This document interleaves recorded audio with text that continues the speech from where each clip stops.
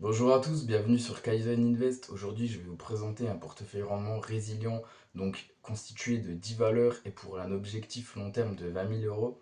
Donc pour l'instant, j'ai déjà un peu plus de 12 000 euros sur mon portefeuille rendement et je compte le compléter jusqu'à 20 000 euros avec 10 lignes, donc bien diversifié, bien résilient et qui est fait pour tenir sur plusieurs phases économiques. Donc inflation, récession, stagflation. Bon, en période de récession, il va quand même un peu morfler mais on va dire que ça va amortir. Donc moi déjà ça s'inscrit dans une logique patrimoniale beaucoup plus large où j'ai environ 33% de mon portefeuille qui va être sur le rendement et 66% pour la croissance. 67. Logique, puisque moi je suis encore en phase de constitution de capital, j'ai pas encore un énorme capital, donc je privilégie la croissance au rendement. Mais après si vous commencez à devenir un peu plus âgé et que vous êtes plus vers la retraite, forcément vous allez ajouter plus de valeur rendement. Donc en tout cas, moi je préfère de la sélection d'actions et du stock picking pour les valeurs rendement, puisqu'il y a très peu d'ETF distribuants qui sont vraiment performants à mon goût. Et par contre, les ETF capitalisants sont plutôt bien performants avec le Nasdaq, le Standard Poor's 500 et le MSCI World. Donc là, il n'y a pas de souci. Mais quand il s'agit d'avoir du rendement et des revenus passifs en bourse, c'est quand même beaucoup plus compliqué. Donc c'est là que pour moi, ça devient vraiment intéressant de bien choisir ses actions. Donc voilà, je vais vous présenter mon portefeuille. Donc pour les quatre piliers de ce portefeuille, j'ai choisi donc Total Energy, Sanofi, Veolia et Vinci. Donc là, il va avoir une plus grosse pondération sur ces quatre lignes, donc 2500 euros chacune, tout simplement parce que bah, ce sont un peu des mastodontes du CAC 40, hein, ils ont une bonne capitalisation. Donc Total Energy bah, pour le secteur de l'énergie, Sanofi pour la santé, Veolia pour eau, déchets et Vinci pour infrastructure, donc concession, BTP. Donc voilà, quatre valeurs dans quatre secteurs différents. Ensuite, je rajoute deux valeurs à 2000 euros chacune. Donc ça, là, ça va être le secteur de la finance avec AXA et BNP.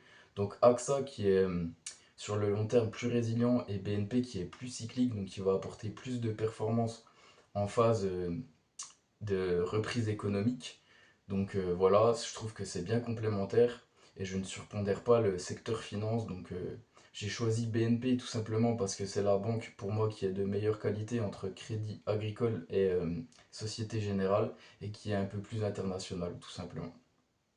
Et AXA qui est une très bonne valeur sur le long terme avec dividendes croissants. Donc voilà, on peut y aller 2000 euros tranquille chaque action. Et pour finir ce portefeuille rendement, donc 4 valeurs à 1500 euros chacune, donc Danone pour l'alimentation, Orange pour les télécoms, FDJ pour les jeux, la loterie, et Engie bah, tout simplement pour l'énergie, infrastructure plus régulée que Total. Donc voilà, ça c'est 4 valeurs qui sont plutôt résilientes mais qui ont peu de croissance.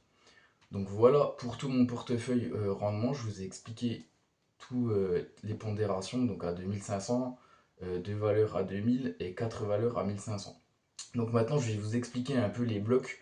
Donc là, on a le bloc défensif avec la santé, donc Sanofi, les télécoms, Orange, l'alimentation, donc Danone, et FDJ, qui est le jeu, la loterie, et qui performe même en période de récession, les gens continuent de jouer. Donc voilà, ça c'est le bloc défensif donc, qui a 7000 euros. Ensuite, on a le secteur cyclique solide, donc avec Total Energy, BNP Paribas et AXA. Donc ça, ce sont des actions qui vont avoir tendance plus à performer avec la reprise économique et quand l'économie est favorable. Donc là, ça va tirer votre performance si l'économie elle est en bonne croissance.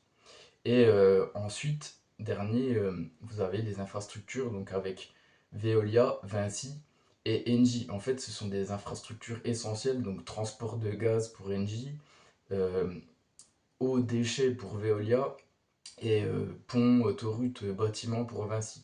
Donc voilà, là, vous avez un secteur qui est résilient sur le long terme, donc on en a toujours besoin.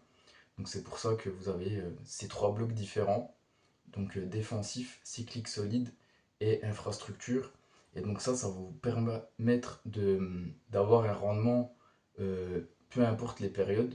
Donc après, bien sûr, si vous avez un gros crack, vos actions, elles vont certainement perdre de la valeur sur le court terme, mais vous pouvez toujours réinvestir les dividendes pour acheter des actions de croissance massacrée, par exemple.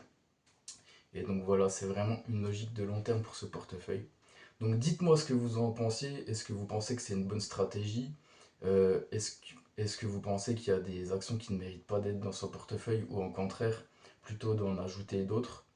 Donc là, les critiques qu'on peut faire au portefeuille, vraiment, c'est que 10 lignes qui sont sur le CAC 40. Après, moi, je vais contrebalancer ça un peu en vous disant que ce sont des entreprises multinationales. Donc, par exemple, Total, ils font 80% de leur CA et plus en dehors de la France. Donc, c'est pas parce que ces entreprises ont leur siège social en France qu'elles font partie du CAC 40 qu'elles ne sont pas internationalisées. Donc, après, voilà, il y a quand même le risque fiscal, puisque là, il y a des taxes sur les, les profits exceptionnels qui ne devaient durer qu'un an, mais finalement est encore prolongé. Donc, ça, c'est le petit souci qu'on a en France avec la dette. Mais moi, je contrebalance avec d'autres valeurs et un ETF. Donc, c'est pour ça que je ne faites pas uniquement ce portefeuille rendement. Moi, ça s'inscrit dans une logique patrimoniale beaucoup plus large avec des CPI, de l'or, des actions européennes, des actions, enfin ETF États-Unis. Donc voilà, c'est pour ça que pour moi ça pose pas de problème que ce soit exposé uniquement au CAC 40 sur ce portefeuille rendement, puisque j'ai une logique de patrimoine beaucoup plus large. Donc voilà, c'était tout pour cette vidéo. J'espère que j'ai été assez synthétique. Donc on se retrouve pour une prochaine vidéo. À bientôt et abonnez-vous si vous voulez plus de contenu sur la finance et l'investissement.